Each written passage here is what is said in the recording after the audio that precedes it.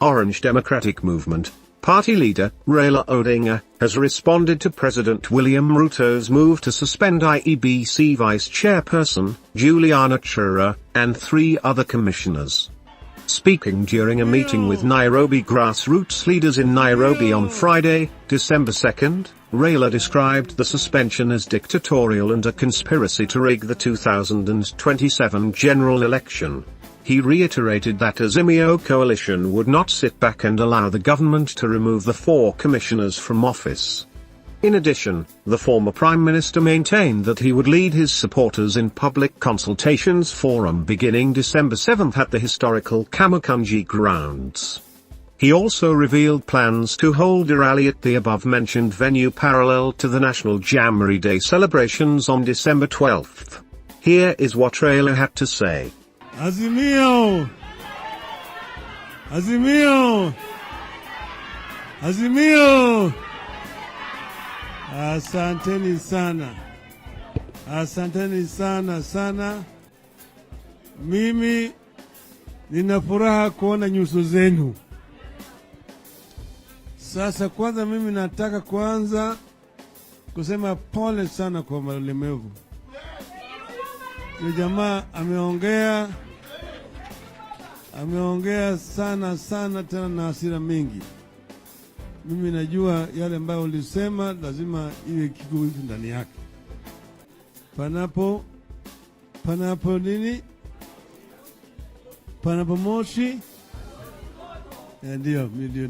Mimi nimesema mtaambia hao jamaa hiyo makosa yarekebishwe kwa timu nyingine. Sasa hii kikao ni kama ya kidharura. Maana yake mimi nilisema sitaki kuongea sasa. Nisema nitaongea wakati ikifika vizuri. Lakini sasa tumelazimishwa kuongea sasa kwa sababu ya yale ambayo yanaendelea. Yale ambayo yanaendelea ambayo ni uchochezi. Uchochezi ambaye haina kifani. Ndio sababu tukasema mpaka tuongee sasa.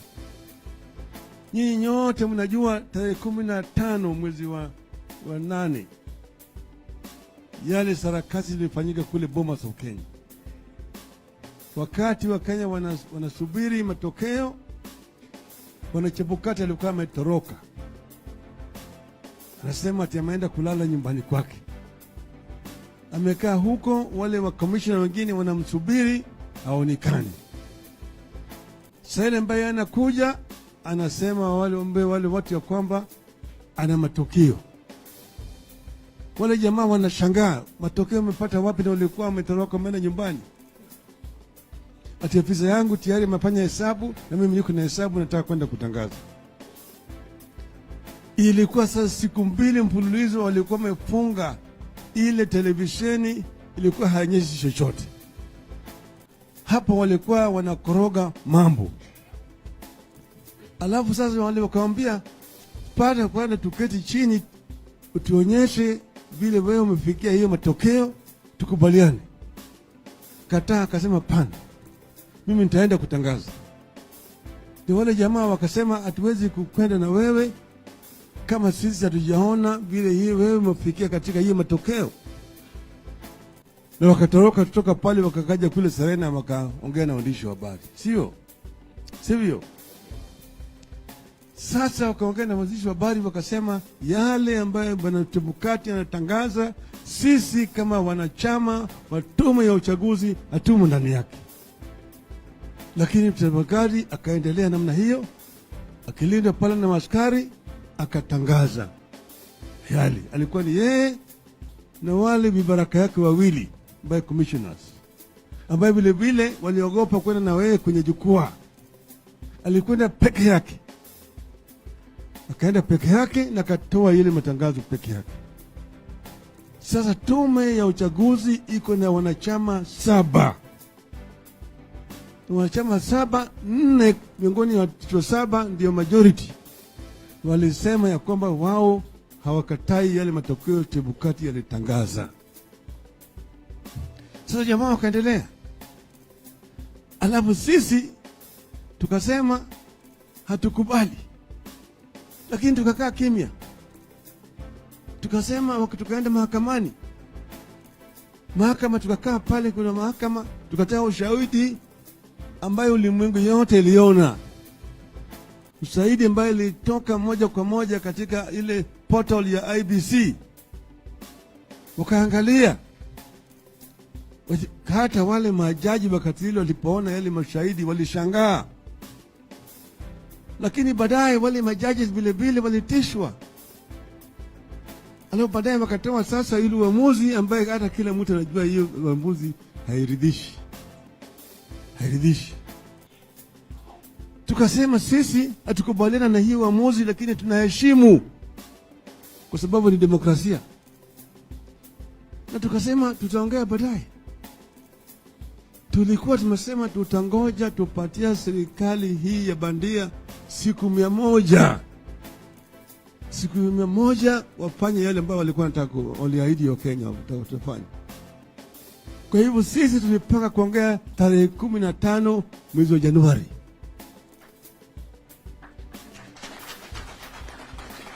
Lakini sasa wamelazimisha sisi, wameanza sasa kufanya mpango ya mwaka wa 2027.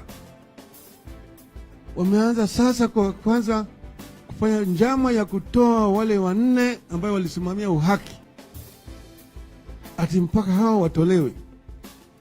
Kisheria inatakikana Bwana Chebukati, maana yake tamu yake imeisha, ingetakikana tarehe 1 mwezi jana angeenda kwa kitu inaitwa terminal leave, aende kule akiongoja kustaafu tarehe 17 mwezi Januari. Lakini ameapa ya kwamba hawezi kutoka mpaka hawa 4 watoke, maana yake anajua uchafu ambao yuko pale ndani anapicha. Bado wanakaa pale katika tume ya uchaguzi, Bwana Chebukati na wale wenzake. Wao ndio wakati huu hata wanafanya yale by elections zinaendelea, wanazidi kufanya hapo. Sasa wakaleta mswani, wataweka ile kamati ya bunge inaitwa JLAC. Wametoa ripoti yao jana, mliona katika bunge kaendelea, ikapitisha kwamba hao watu wasimamishe kazi, alafu rais aende aweke tume ifanye uchunguzi ili hao watolewe katika tume ya uchaguzi. Makosa yao ni nini? Manake wao walikuwa wamelinda ukweli. Na vile mimi naongea na nyinyi sasa hapa namna hii, Bwana Ruto tayari imeshateua hiyo tume. Tayari imeshatoka gazeti, weka tume ya kutoa wale katika katika IBC. Alafu vile vile walipitisha jana sheria ati sasa wanabadilisha namna ya wale ambayo watateua makamishna wapya watateuliwa. Hiyo panel ambayo inatakikana iteue wale watu, vile vile ataweka watu yake, vibaraka vyake, ili wao sasa waendelee, ili wateue wale wanachama wapya wa IBC ambaye itafanya rigging yao ya 2027. Hiyo ndio inafanyika hapo. Kwa hivyo ni sababu tukasema tukikaa namna hii, wewe unakaa na mtu ananoa kisu, unajua kama hiyo kisu akimaliza kunoa ataweka kwa shingo yako, wewe ni mpumbavu. Ndio sababu tumesema wakati imewadia sasa ya sisi kutoka na kusongea kwa kauli moja na wananchi wetu na wanachama wetu. Tumesema tunataka ushauri na wananchi. Tutakuwa na mkutano na wananchi ya kufanya ushauri, kuuliza wananchi kama wao wanakubaliana na ile njama ambayo inapangwa na serikali ya Ruto na vibaraka vyake. Hiyo ndio sababu tumeamua kuongea siku ya leo. Siku ya leo tunaanza mapema, maana yake sisi tulisema Ruto, endelea, timiza ahadi yako na Wakenya, tuangalie uliotoa ahadi. Ingine ulisema ukiweka Biblia chini, hii na hii utafanya. Ndani ya mwezi mmoja bei ya mahindi tarudi chini kutoka 200 hadi 70. Bei ya mafuta itarudi chini, gharama ya maisha itarudi chini, kodi ya nyumba itarudi chini. Utaleta sijui hata fund ile ya kina mama na kadhalika, na yale yote ulitoa ahadi. Ndio tulisema tumwachie Ruto afanye yake, Wakenya waone. Lakini sasa yeye ameanza vita na sisi, yeye ndiye ametangaza vita, nataka kugawanya nchi hii, na tunasema hatuwezi kumkubalia yeye. Anataka kurudisha Kenya chini ya utawala ya chama kimoja, vile ambavyo sisi tuliona wakati lingine. Anataka kutoa sisi kule tulikuwa naelekea Kanaan, kurudisha sisi kule Misri. Nataka kuambia yeye kwamba sisi haturudi Misri tena. Hiyo ndio sababu tunasema tunajua vile Wakenya wanapiga kura. Tulishinda kura hii na kura mingi zaidi, na mimi najua ukweli itatoka. Kwa mimi siwezi kusimama kukaa kima namna hii, wezi wakijaribu kufanya maovu kwa Wakenya. Hii ndio sababu mimi naambia Wakenya wakati umefika, kama sio sasa ni sasa hivi. Sawa?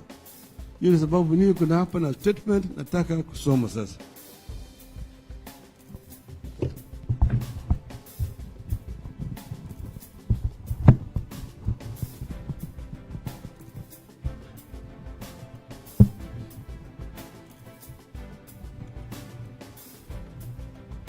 Statement on the start of public consultations on the state of the nation, December 2 mwaka 2022. As was expected, the Justice and Legal Affairs Committee of the National Assembly has recommended the formation of a tribunal to kick out the 4 IEBC commissioners.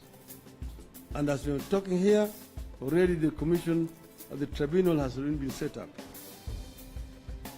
The outcome was predetermined, and there was clearly no need for JLAC to spend taxpayers' money purporting to be giving a hearing to the 4 commissioners.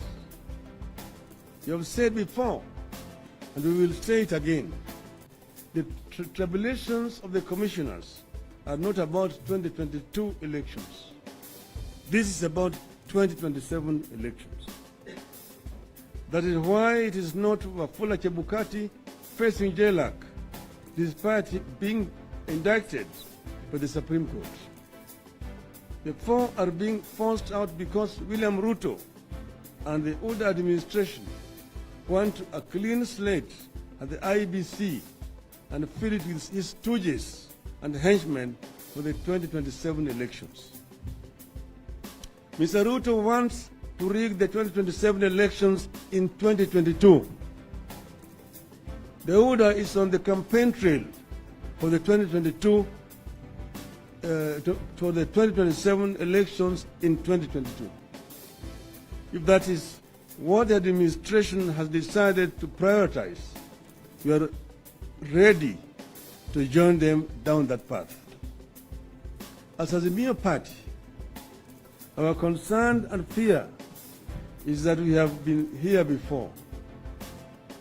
We were here in 2007 when the Kibaki administration single-handedly picked IEBC officials ahead of the elections. We protested. We were called names. We were told the administration was acting within the law. That single undertaking, when it was over, left more than 1,300 Kenyans dead, pulled thousands of Kenyans out of their homes, and drove the economy into the gutters through the post-election violence. As happened back then, UDA is amending the laws governing the appointment of IEBC commissioners to allow the administration complete leeway to pack the commission with his henchmen. We have gone back way before.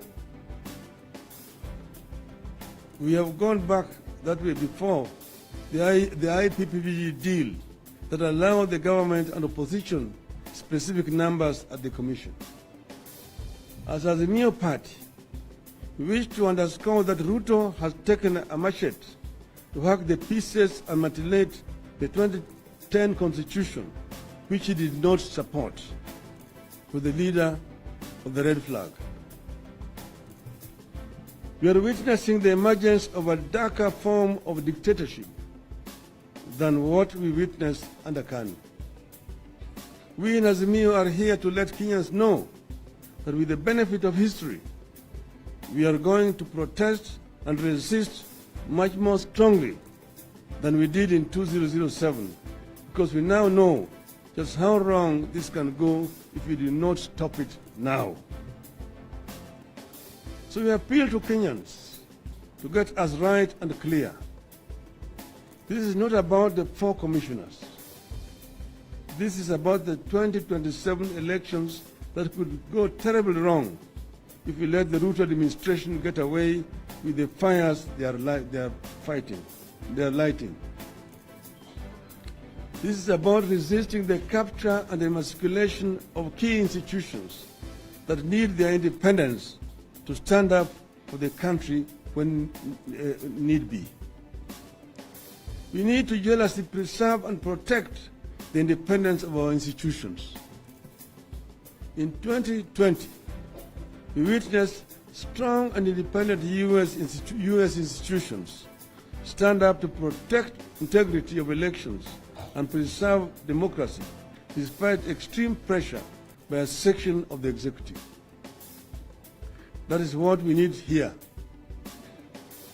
It is what we are launching the fight here, the fight for here today. The judiciary has been captured. The criminal justice system is collapsing. That is why cases are rapidly being dropped, criminals being celebrated and turned into prosecution witnesses. The security sector is being targeted and intimidated so that it can be captured. IEBC is being intimidated so that it can be captured fully.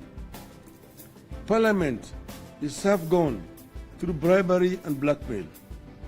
MPs are being bought to shift sides and to ratify the agenda of the executive. If all these institutions submit orders schemes, we are in a real danger of losing everything we have fought for and won over the last 30 years. We are in a real danger of starting back to the 1980s. As Azimio, we are here to announce our readiness to stop that slide into the past. We are here to announce that we are rolling up our sleeves to stop the Ruto administration from taking us back to the days when Parliament changed or enacted very serious laws within minutes at the behest of the executive. We are here to announce that we will stop this country from going back to the days when the judiciary had cases in the middle of the night and dispensed sentences prescribed by the executive. We are here to announce that we will not allow this regime to take us back to the days when police were mere hit squads doing the bidding of the president. We are witnessing extremely skewed appointments to the public office by this administration. We are here to announce that we will not allow this country to return to the era when public service was run by members of 1 or 2 communities because the president was insecure and saw enemies out of every tribe other than his own tribe. We are here to stop a return to one-man rule through executive fiat. As we talk now, we are told a ship has docked in Mombasa with thousands of tons of maize. That importation came through the executive fiat. We maintain our rejection of the GMO foods and crops. Azimio therefore calls on patriotic Kenyans to be vigilant and stop the Ruto administration from dumping that maize at the port until we know its nature. Fellow Kenyans, I've been around with you for long. Millions of you voted for me in the last elections. We won that election. Millions of you call me Baba. I raise these issues because I have witnessed a dictatorship emerge and bloom. I have witnessed self-proclaimed God-fearing leaders preside over the persecution, false prosecution, and even murder of innocent Kenyans. I've witnessed an insecure administration run our economy to the drains. Those who witnessed this era with me should tell our young people the painful struggle it took to get the freedom we have today. Let us share our eyewitness accounts and experiences so that of that era with our children. There's a real danger that we are heading back to the 1980s. We should be ready and willing to work with those sections of our society that have always stood up for the nation when perils reared their head. The civil society, faith leaders, academia, and workers' unions. I would not wish any Kenyan to go through what some of us have been through. But I am fearing for Kenya. I'm fearing for my country. We have to stand up now because later it will be too late. We are ready and willing to work with those sections of our society that have stood up for the nation when perils reared their ugly heads. The society, faith leaders, the academia, and workers' unions. That's why from today, we announce the launch of that pushback we talked about a few days ago. On the 7th of December, that is Thursday next week, at the historic Kamkunji grounds here in Nairobi, we will launch a public consultation. I repeat, on the 7th of December, at the historic Kamkunji grounds here in Nairobi, we will launch a public consultation with the people of Kenya to brainstorm on the direction the country is taking. Then we will return to Kamkunji grounds on the 12th of December to continue with these consultations on the state of the Kenyan nation and also to have a prayer for Kenya, a prayer for democracy in our country, which is right now under a threat by this administration. Finally, we wish to remind Mr. Ruto that this country has had a system like the one he is trying to reinvent. We fought that system. We brought down that system. We will do so to the one he's inventing now. We will bring it down. Let us all stand up for our country before it is too late. Thank you. God bless you. God bless Kenya.